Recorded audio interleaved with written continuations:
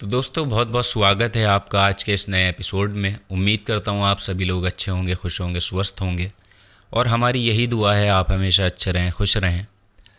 दोस्तों तारीख थी 24 अक्टूबर 2019। उत्तर प्रदेश के इटावा ज़िले से एक ऐसी वारदात की खबर सामने आती है जिसे सुनकर हर कोई हैरान रह जाता है।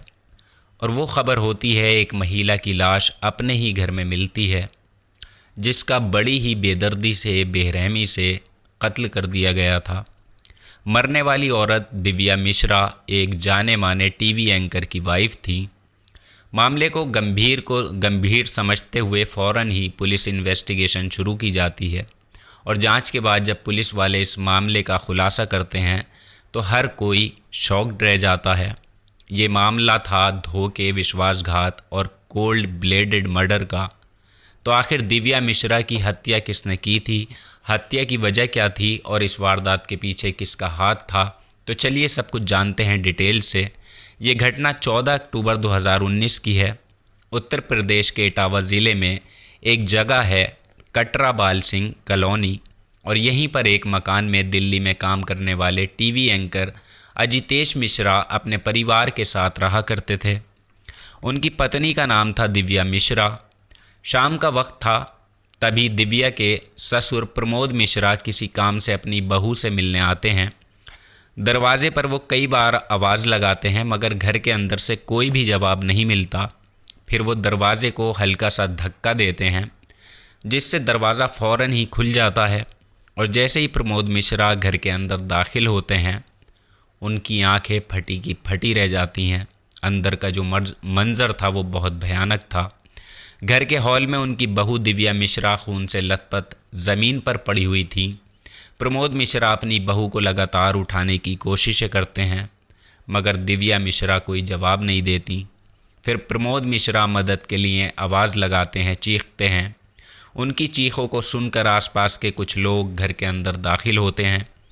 स्थिति को देखते हुए लगभग पक्का हो जाता है कि दिव्या मिश्रा की जान जा चुकी है, यानी वो अब इस दुनिया में नहीं है। अब तत्काल ही पुलिस को इस घटना की जानकारी दी जाती है और जानकारी मिलते ही पुलिस की टीम मौके पर पहुंचती है। शुरुआती जांच में ही पता चल जाता है कि दिव्या मिश्रा की मौत सर पर किसी भारी चीज़ के हमले की वजह से हुई है और इसके अलावा घर का बाकी सामान भी इधर उधर जो था वो बिखरा हुआ होता है। देखने में साफ लग रहा था जैसे घर के अंदर लूटपाट की गई हो। जांच में कोई कसर न रह जाए इसलिए फ़ौरन ही फॉरेंसिक टीम को भी मौके पर बुला लिया जाता है। अब दोस्तों इसके अलावा डॉग स्क्वाड को भी जांच के लिए, मदद के लिए बुलाया जाता है और इधर पुलिस अपनी जांच आगे बढ़ाती है। उधर दिव्या के शव को पोस्टमार्टम के लिए भेज दिया जाता है। अब पोस्टमार्टम रिपोर्ट आने का खुलासा होता है कि दिव्या के सर पर किसी भारी चीज़ से वार किया गया था मगर हमला किस चीज़ से किया गया था वो वेपन घर के अंदर कहीं भी नहीं मिला और इसके अलावा घर से कोई ऐसी चीज़ भी गायब नहीं हुई थी जिससे पक्के तौर पर ये कहा जा सके कि वास्तव में ये हत्या, ये मर्डर लूटपाट के इरादे से हुआ है। इसके अलावा खोजी कुत्ते घर के आसपास के लोगों के इर्द गिर्द ही घूमना जारी रखते हैं। इससे पुलिस वालों को दाल में कुछ काला नज़र आता है। कुछ संकेत मिलते हैं कि शायद इस घटना में हो ना हो घर के ही किसी मेंबर का हाथ हो सकता है। फिर भी पुलिस वाले एहतियात बरतते हुए अपनी जांच आगे बढ़ाते हैं और आसपास में रहने वाले लोगों से पूछताछ भी की जाती है। इस पूछताछ के दौरान कुछ लोग बताते हैं कि एक नौजवान को उन्होंने इस घर के अंदर दाखिल होते हुए देखा था और लोगों के द्वारा दिए गए हुलिये के आधार पर पुलिस अखिल कुमार सिंह नाम के एक आदमी को अपनी हिरासत में ले लेती है। अखिल कुमार सिंह दिव्या के पुराने जान पहचान वालों में से एक था और इसके अलावा अखिल की दोस्ती दिव्या के पति अजितेश मिश्रा से भी थी। अखिल और अजितेश एक ही ऑफिस में काम किया करते थे। जब अखिल से पूछताछ शुरू होती है तो ये बताता है कि जब वो दिव्या से मिलने आया था तो दिव्या बिल्कुल ठीक थी और इन दोनों में बस यूं ही बातचीत हुई और फिर वो वहाँ से चला गया था। अब पुलिस जब अखिल से पूछताछ जारी रखती है तो थोड़ी देर की पूछताछ के बाद ही अखिल अपना बयान जो है बदलना शुरू कर देता है, बदलता है। और बयान बदलने की वजह से पुलिस वालों को शक होने लगता है कि शायद अखिल को कुछ ऐसा मालूम है जिसे वो छुपाना चाह रहा है। और अखिल के बदलते बयानों पे बीच पुलिस वालों के सवाल और तीखे होने शुरू हो जाते हैं, जिससे अखिल उलझता चला जाता है और आखिरकार एक वक्त बाद एक ऐसा खुलासा वो करता है जिसे सुनकर हर किसी के रोंगटे खड़े हो जाते हैं। पूछताछ में अखिल खुलासा करता है कि दिव्या की जान किसी और ने नहीं बल्कि उसने ही ली है, और ऐसा करने के लिए उसे किसी और ने नहीं बल्कि दिव्या के पति ने ही कहा था। अब पुलिस वाले हत्या के मोटिव को जानने की कोशिश करते हैं तो अखिल एक हैरान कर देने वाला खुलासा करता है।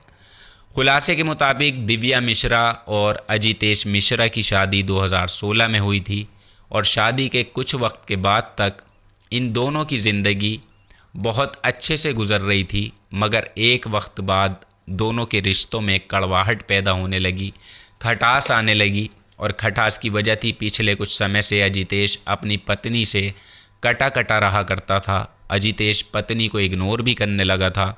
अजितेश के स्वभाव में आए बदलाव से दिव्या परेशान हो जाती है और वो इस बदलाव के पीछे की वजह को समझने की कोशिश करने लगती है। और तभी इसी दौरान उसे ये पता चलता है कि आजकल अजितेश की नज़दीकी उसके ऑफिस में ही काम करने वाली भावना आर्या नाम की एक लड़की के साथ कुछ ज़्यादा बढ़ गई है। और आगे चलकर पता चलता है कि अजितेश और भावना रिलेशनशिप में हैं, यानी ये एक एक्स्ट्रा मैरिटल अफेयर था।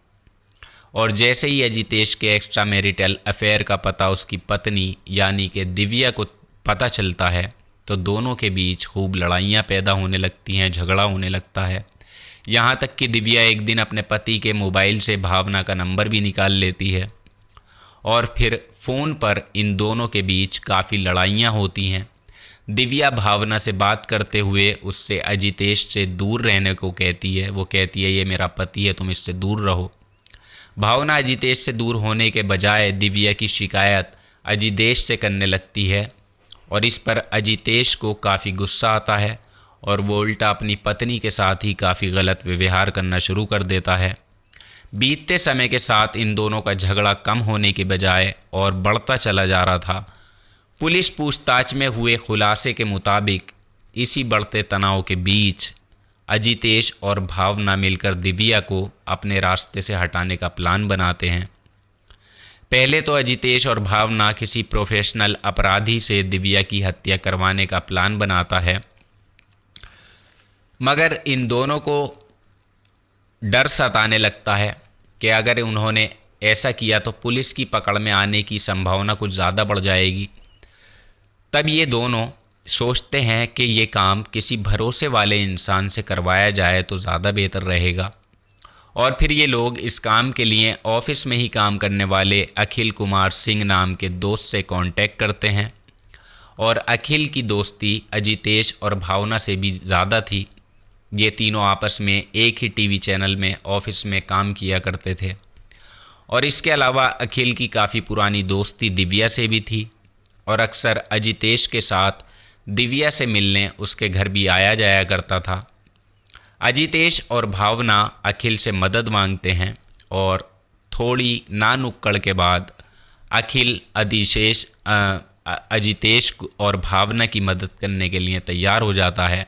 फिर प्लान के मुताबिक 14 अक्टूबर 2019 को अखिल इटावा में अपने घर पर ही रह रहा था और दिव्या के पास जाता है। और दिव्या और अखिल की पुरानी जान पहचान भी थी, इसलिए फ़ौरन ही दिव्या दरवाज़ा खोल देती है। अखिल घर के अंदर दाखिल होता है और फिर दिव्या पहले अखिल को एक गिलास पानी ला कर देती है और फिर दोनों बैठकर बातचीत करना शुरू कर देते हैं। दिव्या को पता भी नहीं था कि अब उसके साथ क्या होगा। बातचीत के दौरान दिव्या अखिल से अपने पति के साथ चल रहे तनाव, लड़ाई झगड़े के बारे में भी बात करती है और वो अखिल से अजितेश को समझाने की भी गुजारिश करती है। अब बातचीत के दौरान ही दिव्या अपने कमरे से अपनी शादी की एक एल्बम निकाल कर लेकर आती है और वो एल्बम में रखी तस्वीर अखिल को दिखाने लगती है। दिव्या का पूरा ध्यान अखिल को तस्वीर दिखाने पर था, जबकि अखिल की निगाहें आसपास कुछ ऐसी चीज़ तलाश कर रही थीं जिससे प्लान के मुताबिक दिव्या की हत्या की जा सके। इधर उधर देखने पर अखिल को पास में रखा हुआ एक गुलदस्ता नज़र आता है और मौका मिलते ही अखिल वो गुलदस्ता उठाकर दिव्या का पूरा ध्यान एल्बम पे था। तभी वो पूरी ताकत से ज़ोरदार वार करता है गुलदस्ते से दिव्या के सर पर, और अचानक हुए हमले की वजह से दिव्या हड़बड़ा जाती है और वे नीचे गिर जाती है। उसे समझ आ जाता है कि अखिल उसकी जान लेने के लिए आया था। फिर वो अखिल के साथ हाथापाई भी करती है। वो अब बचने की पूरी कोशिश करती है, मगर अखिल के आगे उसकी चल नहीं पाती। फिर अखिल तब तक दिव्या के सर पर हमले करना जारी रखता है जब तक कि दिव्या बिल्कुल शांत नहीं पड़ जाती, यानी कि उसकी मौत नहीं हो जाती। दिव्या के मरते ही अखिल घर का सामान इधर उधर बिखेर देता है ताकि इस मर्डर को लूटपाट का रूप दिया जा सके। फिर वो बड़ी ही सावधानी से अपने से जुड़े सभी सबूतों को वहाँ से मिटाता है। फिर बड़े आराम से घर से निकलकर भाग जाता है, और घर से निकलते हुए वो साथ में गुलदस्ता भी लेकर चला जाता है जिससे उसने दिव्या के ऊपर हमला किया था, वार किया था। प्लान के कामयाब होने की जानकारी अखिल फौरन दिव्या के पति अजितेश को भी दे देता है, और इस प्लान में अजितेश के साथ साथ भावना भी पूरी तरीके से शामिल थी, इसलिए जल्दी ही उसे भी इस बात की जानकारी मिल जाती है। अब इस बात से अनजान बहू की हत्या के पीछे उनके ही बेटे का हाथ है। दिव्या के ससुर यानी अजितेश के पिता प्रमोद खुद ही पुलिस में मिसिंग चीज़ों के खिलाफ लूटपाट और हत्या की धाराओं के तहत मामला दर्ज करवा देते हैं। मगर जब पुलिस की जांच आगे बढ़ती है तो पता चल ही जाता है कि अजितेश ने खुद ही इस पूरी हत्या की साजिश रची थी। पूरे खुलासे के बाद जल्दी ही पुलिस वाले अखिल को गिरफ्तार कर लेते हैं, और इसके अलावा अजितेश और गर्लफ्रेंड भावना को भी गिरफ्तार कर लिया जाता है। दिव्या के हत्यारे को कड़ी से कड़ी सज़ा मिल सके, इसलिए पुलिस वाले अपनी जांच आगे बढ़ाते हुए ज़रूरी सबूत जुटाना शुरू करते हैं, और कुछ वक्त बाद इस मामले की सुनवाई अदालत में शुरू होती है। और पूरी सुनवाई के बाद अजितेश और अखिल को दिव्या की हत्या के लिए उम्र कैद की सज़ा सुना दी जाती है, जबकि हत्या की साजिश में अहम भूमिका निभाने वाली भावना को भी 14 साल की कैद की सज़ा सुनाई जाती है। फिलहाल तीनों मुजरिम अजितेश मिश्रा, अखिल कुमार सिंह और भावना आर्या अब जेल में अपने किए की सज़ा काट रहे हैं। तो दोस्तों, ये थी आज की कहानी। और बुरे काम का बुरा ही अंजाम होता है। उसे ना तो अपना प्यार हासिल हो सका और ना ही उसे कोई खुशी मिल पाई, और आज उसकी पत्नी इस दुनिया में नहीं है जिसका कोई कसूर भी नहीं था, कोई गुनाह भी नहीं था। इस कहानी को लेकर आपकी जो भी राय हो नीचे कमेंट बॉक्स में ज़रूर लिखिएगा। साथ ही हमारा न्यू चैनल है, आपके सपोर्ट की पूरी ज़रूरत है। चैनल को सब्सक्राइब ज़रूर कर लीजिएगा। मिलेंगे आपसे किसी नए एपिसोड में, किसी नई सच्ची घटना में। तब तक आप अपना ख्याल रखें, अपनों का ख्याल रखें। जय हिंद।